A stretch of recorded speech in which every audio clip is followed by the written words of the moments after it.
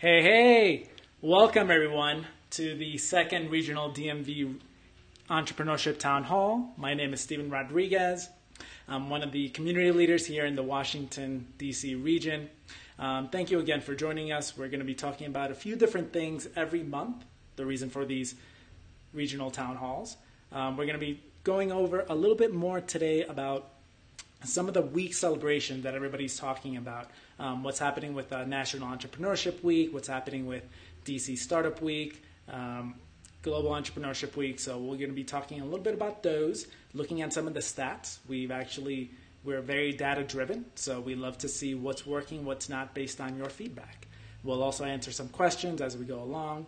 And then we're going to have some amazing guest speakers. You're going to be able to get in touch with Joey Aurora from the U.S. Air Force Innovation and AFWorks, and also Diego Mariscal, who runs togetherinternational.org, doing amazing work for people with disabilities around entrepreneurship.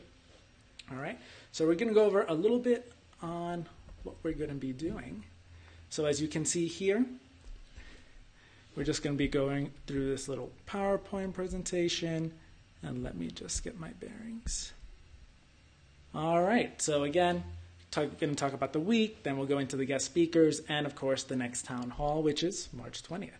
But first, National Entrepreneurship Week is happening this week. It's actually February 16th to the 23rd. The whole focus here is to kind of highlight the amazing organizations that are doing entrepreneurship events and activities for the entire DMV region. So already today we hosted 7 speakers across different organizations like Black Tech Week, Get Found, Get Funded, 1863 Ventures. So this week is already done. It happens every year, third week of February. So for next year, if you want to get involved, we'll put in some more information on how you can do that. The next ones coming up are going to be DC Startup Week and then Global Entrepreneurship Week.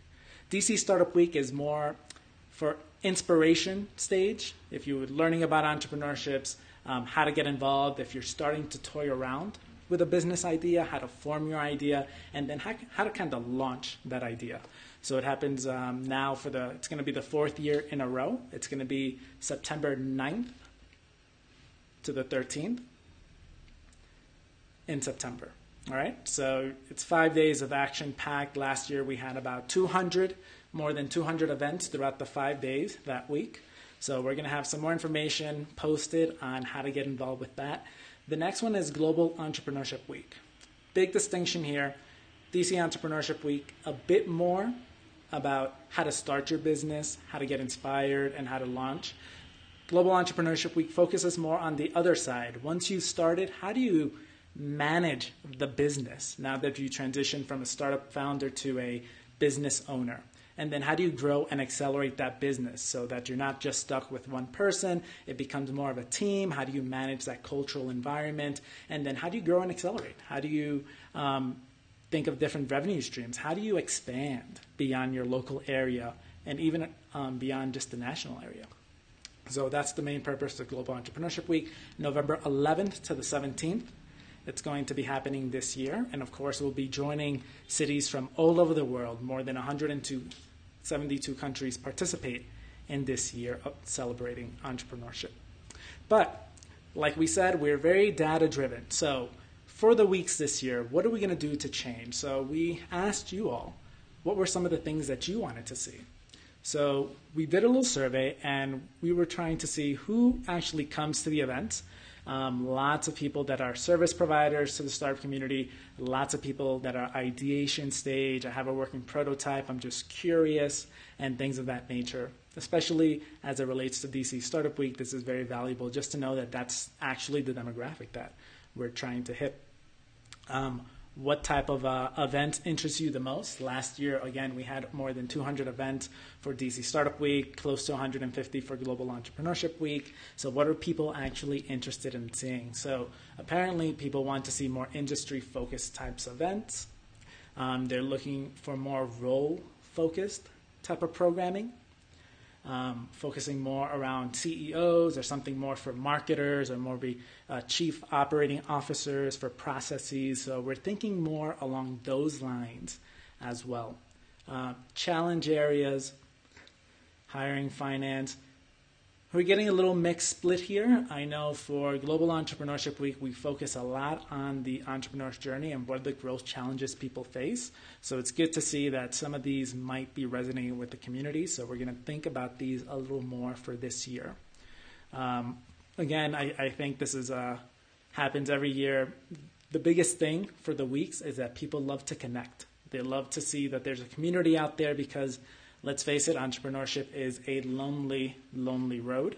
So, but you don't have to go alone. There's people out there who can help you along the way, whether it's programs and initiatives, or even other entrepreneurs who are just as passionate, just as interested in getting involved. And it's that support network that you need to find as an entrepreneur, finding that tribe. So that's good to see. And how do we build more networking related events into the programming is something that we'll be thinking through as well. What type of event formats do people prefer? It sounds like they like these interactive experiential workshops. So that's good to know, not just listening to a speaker talk, but how to make sure that the speakers are interactive and engaging. Panel discussions, obviously that's where we have 3 or 4 people actually sitting on a panel, sharing their insights, getting different viewpoints, which is very, very important. So good to see that people seem to be interested in that. Speaker presentations with Q&A. Again, that's been a staple since we first started the week celebrations all these years ago. So good to see that there's still interest in that there. One-on-one sessions. Okay. It seems like, how do we do some type of maybe mentorship matching, like speed dating, but it's more mentor matching type of sessions. I know we wanted to see how we could partner with organizations like SCORE or some other great organizations that can provide some type of one-to-one mentoring. So that's good to see, and we're exploring that. Social gatherings, interestingly enough. So I guess more back to that networking, how to make sure that we not just have networking events, but build that into the workshops that we're actually going to be seeing later this year. And of course, a few different things, which best describes your week. Scheduling strategy. So it sounds like people just, they carefully curate their own schedule. As you noticed that we've used a platform called sketch.org, although we may change. But as long as you have a schedule with 200 events, it's just a little hard, right, to try to go to all of them. You got to pick and choose which ones make most sense for you and where you are in your entrepreneurship journey. So it's good to see that people carefully curate, but then again, even me, I feel susceptible to this. I just say yes to everything, and then I pick and choose whatever makes sense for me that day. So that's also okay. Event follow-up. We haven't done this as much, and I think it's something that people want to see more is what's the next step. It's nice that we, from what I'm taking away from this, it's nice that we come to these events, but what's the next step afterwards, so that it's not just once a year. And that's very true. I think you need to be involved throughout the year and not just once a year to make the most use out of building relationships and helping move your company forward. So something that we'll have to figure out is the follow-up and being better at that this year. It sounds like just basic demographics. People obviously tend to live in the DMV area. We are getting a few from outside the DMV, so New York tends to be one of those areas that people seem to be gravitating from for our week in the region. It's good to see that we have some diversity when it comes to gender. I mean, DC is the capital, right, for female entrepreneurship, and in our weeks, we're glad to see that it's the same, that we're seeing that a good, healthy female to male ratio. How old are people? Well, people could, for the ones that disclose, they're in that young professional stage, so that 25 to 34 area, then aging up a little bit. But I think an opportunity here is how can we actually focus a little bit more on that younger crowd, those college-age professionals, especially as we have so many universities in the area, and potentially maybe some high school folks. Granted that we can make sure that everything's legally in place to support them. And so that was pretty much it in terms of what to expect. As you saw, based on the data, that's how we're kind of formulating how we want to shape the rest of the week. So that's going to be our major focus point. Right now, are there any questions that people may have? Let us know. We're happy to answer. Any questions before we move on to our guest speakers? Let's see. I know some of the questions is, are the dates set? The dates are set already, but don't worry. They change every year a little bit, but for the most part, this helps us kind of plan ahead and make sure that we get everything organized in time. So yes, they are set. DC Startup Week again is September 9th to the 13th, and then Global Entrepreneurship Week is more November 11th to the 17th. Other questions that may come in, I know I have something from the back office here.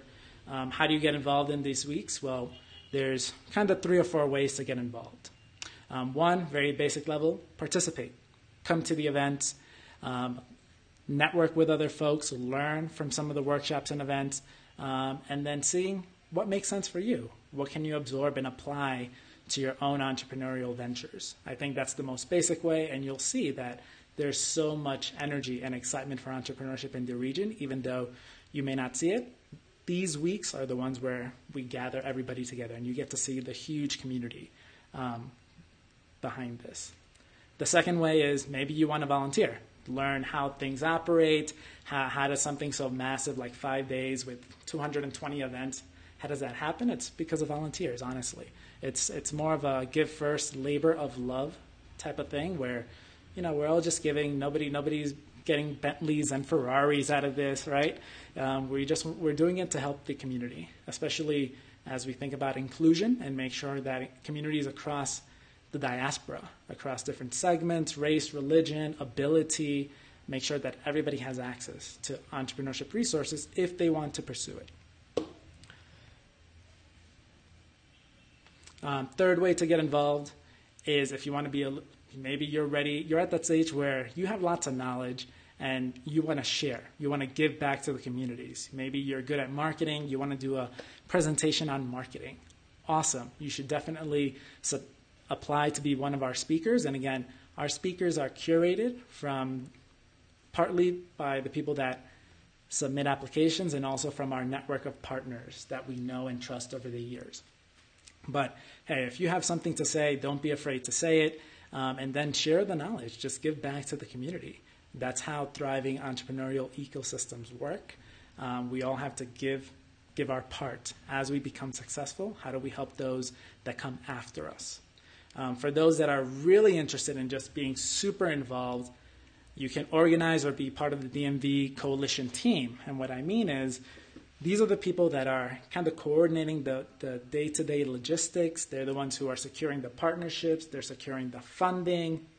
All these things that go behind the scenes, these are the folks that are leading it. Last year, we had close to 12, 13 DMV coalition leaders. They are amazing. Everybody does a lot of work, but we love what we do. So if you have some time, you want to give back at such an involved state, then definitely apply to be an organizer. But those are some of the ways to get involved. Any other questions coming in? And I know we can answer more questions as everything progresses, so we're probably going to move on to the next stage, and any questions that weren't answered, we'll definitely try to answer them afterwards, and we'll put it in the web page following the video. But we are going to transition over to our speakers now. We're going to go start with Joey Aurora from the U.S. Air Force Innovation. So just give us a second while we buzz him in.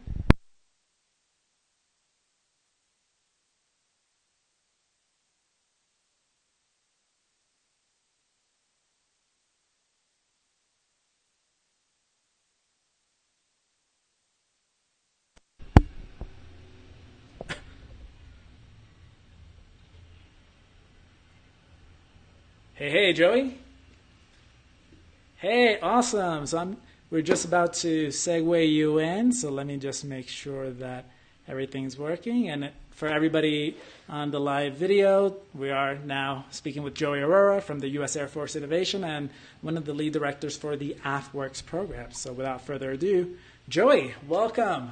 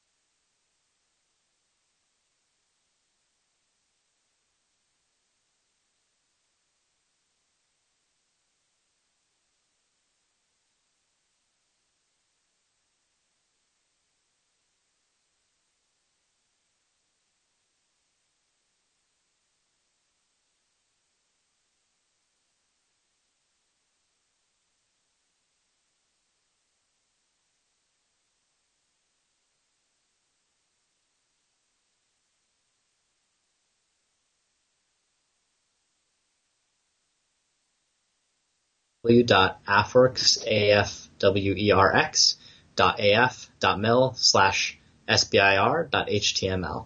That's where you can find out all the information about what it takes to apply, what you need to put in your 15-page slide deck and your 5-page paper, and what that takes. So it's a really neat opportunity for you guys to get engaged with what the Air Force wants and needs. This is also, the really cool part about it is that phase 1 grant that you can get is $50,000 for up to 3 months worth of work of what are you doing with customer discovery? Have you found anybody in the Air Force who actually needs your product? So you're actually taking the time to do customer discovery and figure out who your Air Force customer is. And then during that phase 1, your whole goal is to work with a company or work with an Air Force customer to just write a MOU. It's a memorandum of understanding, where the whole point of this is to say, this is the customer we have identified and this is what they want to prototype and test with us. Let's prove that our solution actually works.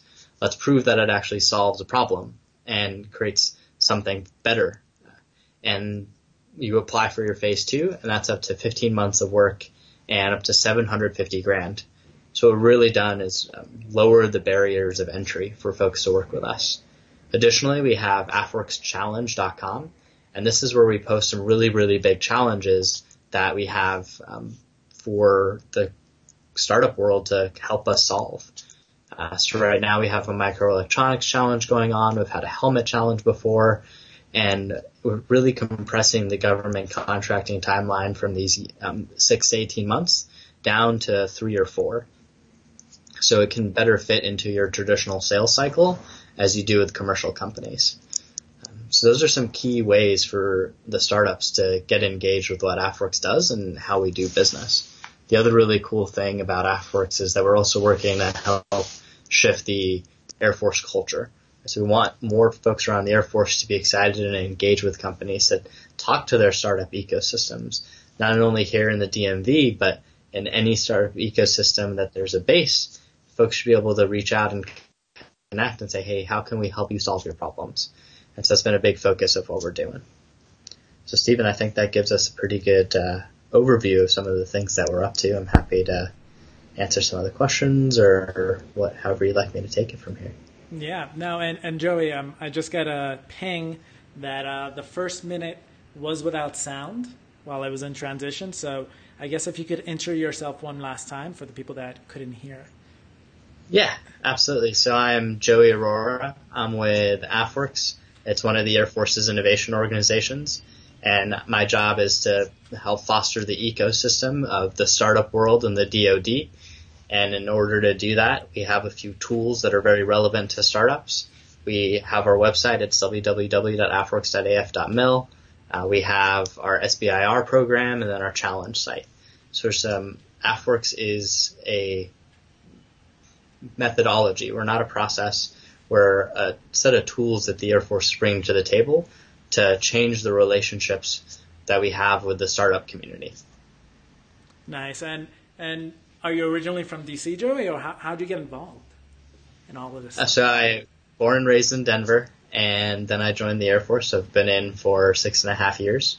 I've been stationed all across the U.S., deployed, and then I started a couple of companies as well, and that turned into coming to be a part of AFWorks, and now I've had the pleasure and opportunity to work with a phenomenal team of people to make the Air Force a better place and better build relationships across startup ecosystems. Yeah, and for veterans in particular, how are you seeing them involved? Are they involved in entrepreneurship, or what's your sense there? So the really cool part about veterans is they actually have an intimate understanding of what problem sets that the military faces. So they're in a unique position to truly solve those problems and create a solution that not only works for the commercial world, but also works for the DoD. And they can speak the language, they understand the culture, and those are the really cool things about veteran entrepreneurs and working with AFWorks. And overall, in general, veteran entrepreneurs are really disciplined, they're focused, and they understand that, hey, it's okay to fail, and we have to learn and improve, improvise, adapt, and overcome. And that's a really great trait for veteran entrepreneurs to have in general. Nice. And then I know there's a few programs in the area. I know Bunker Labs comes out as one. So if they want to get more involved or they want to learn, what are some of the top programs that I guess come to your mind that they can check out? Yeah, so Bunker Labs is one of the most phenomenal resources available for any veteran entrepreneur to get involved in their community and also get in touch with a cohort of veteran entrepreneurs that want to succeed. They have an online program. There's also the Defense Entrepreneurs Forum. This is another community of folks that are passionate about entrepreneurship in the national security space. I think we work and Bunker Labs also has a veteran in residence program that's really active all across the United States. There's Patriot Boot Camp as well, and that's a great program for veteran entrepreneurs. So there's a ton of opportunities for veteran entrepreneurs to grow their own business and lots of people and organizations that want to help support them as well. And then there's organizations inside of the DoD that want to work with startups. And we think veteran entrepreneurs have a really key piece of that as they have deep experience in the military space. So whether it's DIU, Army Futures Command, MD, all of the military organizations are really interested in how do we foster the startup ecosystem of folks. Nice. And I guess that's it for time, but any last parting words or advice you have for the community, whether it's veterans or just a general audience? Yeah, so any entrepreneur, the biggest thing is, hey, explore your markets, figure out where you're spending your time, and make sure you focus on what your ROI is. So figure out, hey, is this something that is going to move my business forward today? And if it is, then deep dive into that, focus on that, and continue pursuing testing and validating that works. Awesome. Well, thank you so much, Joey. We really appreciate your time and for some of the awesome opportunities and the work that you're doing within the veteran space, and particular with the U.S. Air Force and AFWorks Innovation. Yeah, absolutely. Thanks for everything you're doing as well, Stephen. It's good to be here. All right. So thank you again. That was Joey Aurora. We're now going to switch over to our good old colleague, Diego. So without further ado, just going to segue in.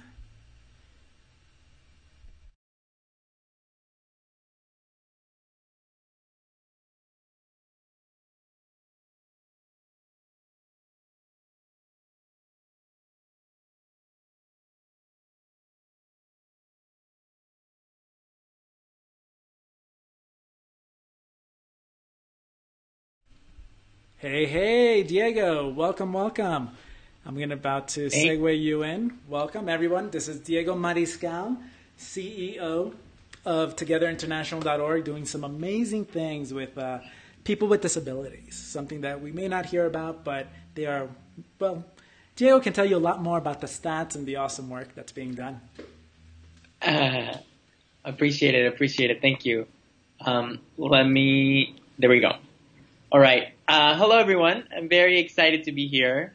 Well, there's a lot of interesting things around disability and entrepreneurship and a lot of intersections.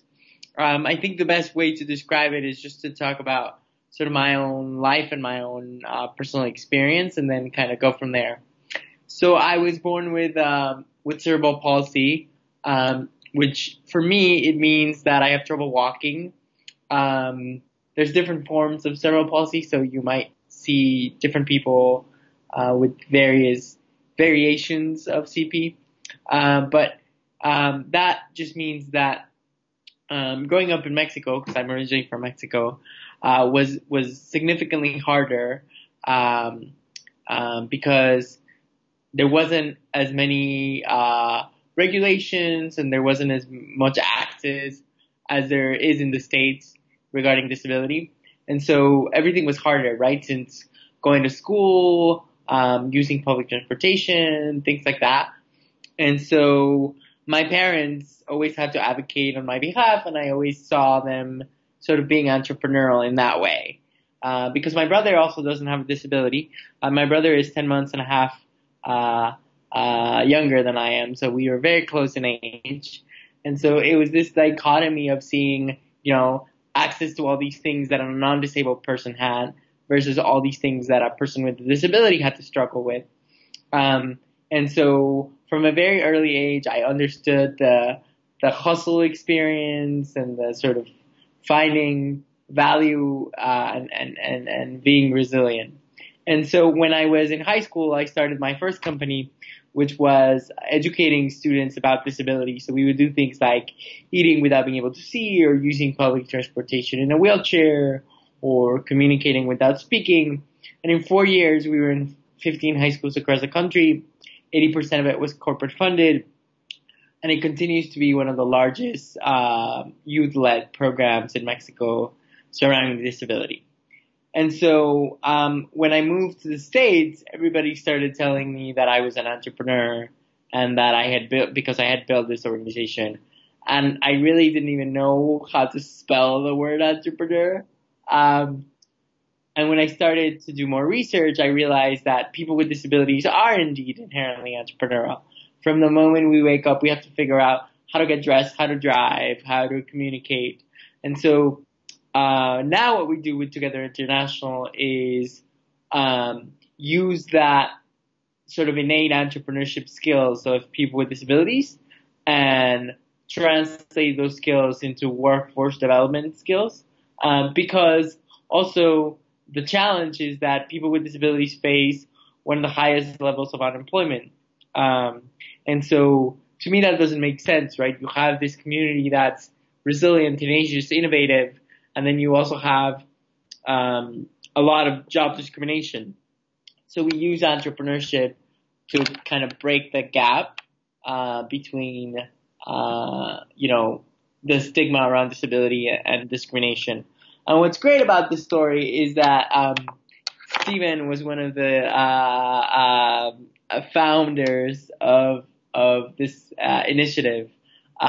Stephen, I'm just going to put you out there.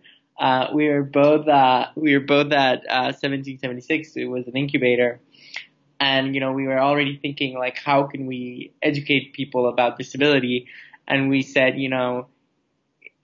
there's a lot of entrepreneurs that come in this incubator, and yet, we don't see a lot of people with disabilities. Is it because they're not interested, or is it or what's going on? And so we just decided to do a meetup around disability and entrepreneurship. And within, 5 months, we had about 25 members. I think the deputy mayor got involved, and it just sort of snowballed from there. And so I share this story to say, well, first of all, to give credit to Stephen, because it wouldn't happen without him. But also to say that I think entrepreneurship is really about solving a problem. Oftentimes we get so bogged down in like, but my product's gotta be amazing. And and there's really there's no market there. Nobody uses your product, and as entrepreneurs, we can get sort of married to our product or our service. And I think what I've learned throughout the years is that it's really not about a product or service. It's about serving a need. I initially set out to redefine disability, right? And it just happened to be that entrepreneurship was the way to go about it. So, so it's pretty exciting. If anybody's interested in the work that we're doing, feel free to reach out. Our meetup is Disability Startup Network, and the Facebook page, the website and the Facebook page, I believe, are linked here, togetherinternational.org. And if you have any questions, feel free to reach out. My email is diego@togetherinternational.org. The caveat there is that it's together with a number 2. So awesome. And any Diego, other? we definitely want to ask some questions. So one thing is, for people with disabilities in general, how are you finding through your work? Are they getting more involved? How is that community in particular when it comes to entrepreneurship? What are you finding? Yeah, good question. I think a lot of people with disabilities are unemployed and live in poverty, right? And even in DC, right? And so I think entrepreneurship has become a vehicle for people not only to find, sustainable ways of living, but also a way to make friends and build community and things like that. So I often say that entrepreneurship isn't really a job; it's like a way of life. It's been great. It's been really good to see people kind of come out of their shelves in the process of building a business. Yeah, and any I know you mentioned the opportunity with DC Disability Startup Network. Kudos to you. It wasn't just all me, thanks to your leadership for that, to making some of that happen, building it to what it is now. But for people with disabilities, what are some of the key resources that come to mind if they want to learn more and get more involved? Yeah, so key resource is definitely us, right? So reach out to us. We definitely want to help. I would say that's like your number one key resource. And the other thing is, if you're in DC, feel free to reach out to the Department of Small and Local Business Development. I know Kate was, in one of these hangouts before.